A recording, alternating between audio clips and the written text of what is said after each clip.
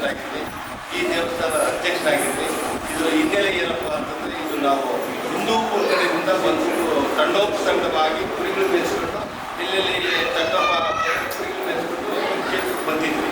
ನಾವು ಮೂಲ ಭಾಷೆಗಳಂದರೆ ನಾವು ಆಂಧ್ರ ಕಡೆಯಿಂದ ಬಂದಿರೋ ಜನ.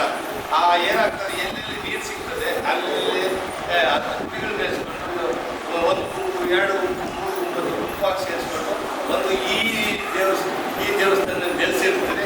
ಇದರಲ್ಲಿ ನಾವು ನೂರಾರು ವರ್ಷಗಳಿಂದ ಇಲ್ಲಿ ಕೆಲಸ ಮಾಡ್ಕೊಂಡಿದ್ದು. ಆಮೇಲೆ ಎಲ್ಲ ವಿದ್ಯಾವಂತರಾಗಿ ಇಲ್ಲಿ ನೆಲೆಸಿ ಈ ದೇವಸ್ಥಾನದ ನಾವು ಇಲ್ಲಿ ವೀರೇಶ್ವರ, ಆನೆದೇವರು, ಸಿದ್ದೇಶ್ವರ, ಚೌಡೇಶ್ವರಿ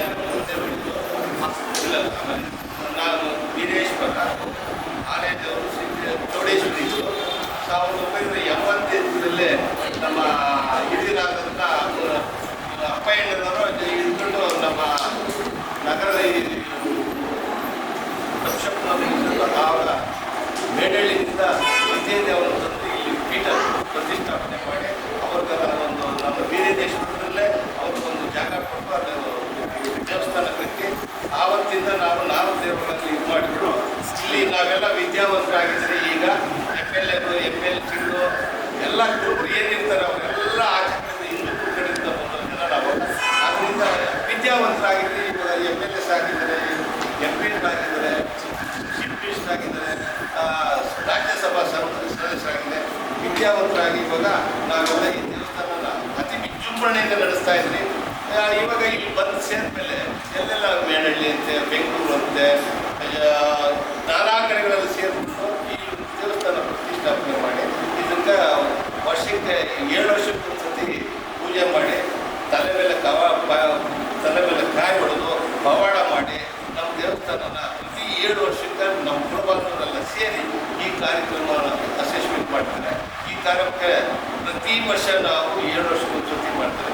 ಈ ನನ್ನ ಅಧ್ಯಕ್ಷತೆಯಲ್ಲೇ ಇವತ್ತು 15 ಜಾಗ ತಗೊಂಡಿದ್ವಿ. ಒಂದು ಜಾಗಕ್ಕೆ ಒಂದು ಅಡಿಗೆ ಬಂದು 1,00,000 ರೂಪಾಯಿಗೆ ಒಂದು ಜಾಗ. ಇನ್ನೊಂದು ಜಾಗನ 125 ಮುಗಿದ್ವಿ. ಅದರಲ್ಲಿ ಭವ್ಯವಾದ ಕಟ್ಟಡ 10 ಮನೆಗಳು ಕಟ್ಟಿದ್ದೀನಿ. 10 ಮನೆಗಳಲ್ಲಿ ಇವತ್ತು ವರ್ಷಕ್ಕೆ 6 ಲಕ್ಷ ರೂಪಾಯಿ ಆಗ್ತದೆ.